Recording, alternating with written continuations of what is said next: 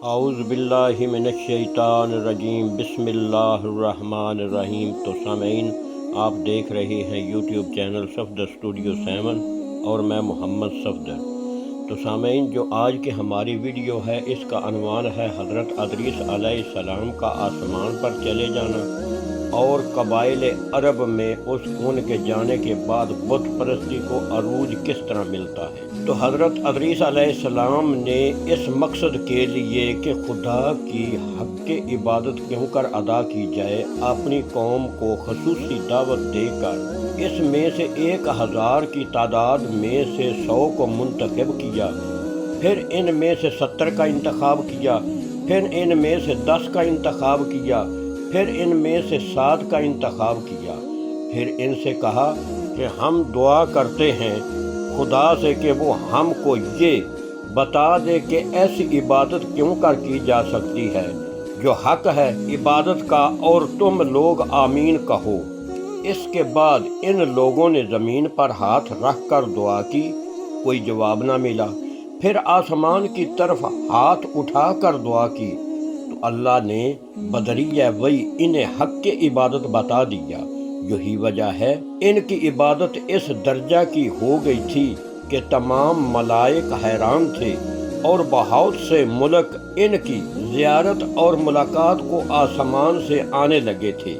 ایک روایت میں ہے کہ یہی کثرت عبادت ان کے آسمان پر جانے کا سبب قرار پائی۔ کثیر روایت میں ہے کہ خداوند عالم نے ایک ملک کو کسی وجہ سے مغصوب کر دیا تھا اور اس کے بالوں پر جلا کر اسے زمین پر ڈال دیا تھا۔ جب وہ یہاں پہنچا تو اس نے حضرت ادریس علیہ السلام سے درخواست کی، میری بخشش کے لیے دعا فرما دے۔ انہوں نے دعا کی اور خدا نے اس کی خطا معاف فرما دی۔ وہ فرشتہ جب آسمان پر جانے لگا تو اس نے حضرت ادریس علیہ السلام سے کہا کہ آپ نے مجھ پر بڑا احسان فرمایا ہے، اب میری درخواست ہے کہ آپ مجھ سے کچھ فرمائش کیجیے۔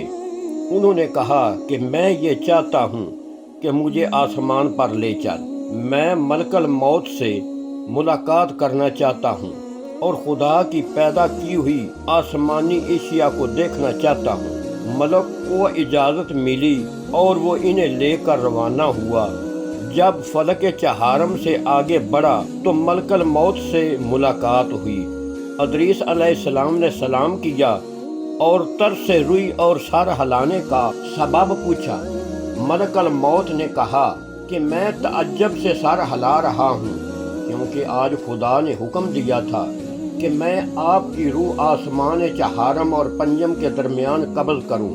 میں حیران تھا کہ آپ تو زمین پر ہیں اور قبض روح کا آسمان پر حکم دیا گیا ہے۔ اس کے بعد حضرت ادریس علیہ السلام لرزنے لگے اور ان کی روح قبض ہو گئی۔ پھر بر روایت علامہ جواہری امام سلبی وہ بحکم خدا دوبارہ زندہ ہوئے اور دوزخ و جنت کی سیر کے لیے گئے۔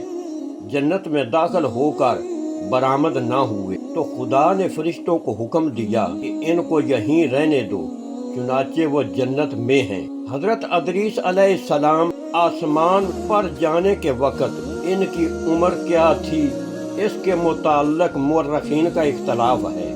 ایک نے 82 سال لکھی ہے، ایک نے 885 سال، ایک نے 365 سال اور علامہ مجلسی نے 300 سال تحریر فرمائی ہے۔ حضرت ادریس علیہ السلام کے آسمان پر چلے جانے کے بعد ان کا ایک جگری دوست بہت زیادہ غمگین ہوا۔ شیطان نے جب اسے بہت زیادہ پریشان پایا تو پوچھا کہ کس وجہ سے تم سخت رنجیدہ ہو؟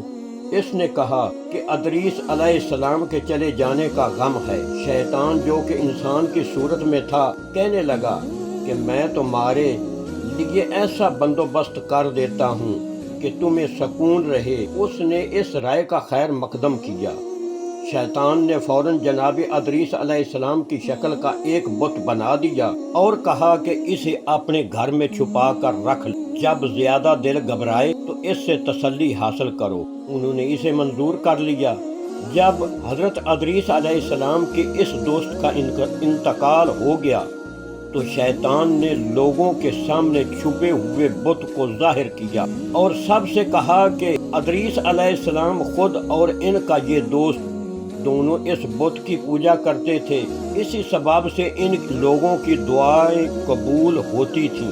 اگر تم لوگ بھی ایسا ہی کرو گے تو بہت اچھے رہو گے۔ شیطان جو انسان کی صورت میں تھا اور ایک مقدس کی شکل میں ظاہر ہوا، اس کے کہنے میں لوگ آ گئے اور سب نے ادریس کا بت بنا کر اپنے اپنے گھر میں نصب کر لیا۔ اس طرح بت پرستی کو مزید فروغ حاصل ہو گیا۔ ایک روایت میں ہے کہ حضرت ادریس علیہ السلام کے چلے جانے کے بعد نمبر 1 ود، نمبر 2 سوا، نمبر 3 یاغوس، نمبر 4 یعوق، نمبر 5 نصر، جو حضرت ادریس علیہ السلام کے اصحاب تھے اور مستجاب دعوات تھے، جب ان کا انتقال ہوا تو ان کے ورثہ نے ان کے بت بنا کر شیطان کی تعلیم کے مطابق گھروں میں رکھ لیا۔ جب ان کی اولاد در اولاد ہوئی اور وہ حقیقت حال سے بے خبر رہی تو شیطان کو موقع مل گیا اور اس نے ان کو ان بتوں کو پوجنے کی ترغیب دے دی۔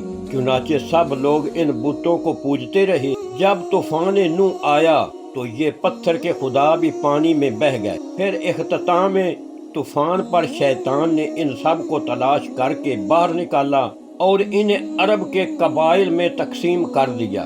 نمبر 1 ود بنی کلب کو، نمبر 2 سوا بنی حزیل کو، نمبر 3 یاغوس بنی مدحج کو، نمبر 4 یعوق بنی قضا کو، نمبر 5 نصر بنی حمیر کو دیا، اور انہیں انسان کی صورت میں آ کر اچھی طرح سمجھا دیا کہ عہد ادریس سے یہی بت پوجے جاتے ہیں، یہی دانہ اگاتے ہیں، یہی پانی برساتے ہیں، یہی موت و حیات کے مالک ہیں۔ اگر اپنا مستقبل شاندار بنانا چاہتے ہو تو ان کی پرستش کرو۔ چنانچہ سب نے تسلیم کر لیا اور قبائل عرب میں بت پرستی پھیل گئی۔ تو سامعین، یہ تھی ہماری آج کی ویڈیو۔ اگر آپ کو اچھی لگے تو سبسکرائب کرنا، لائک کرنا۔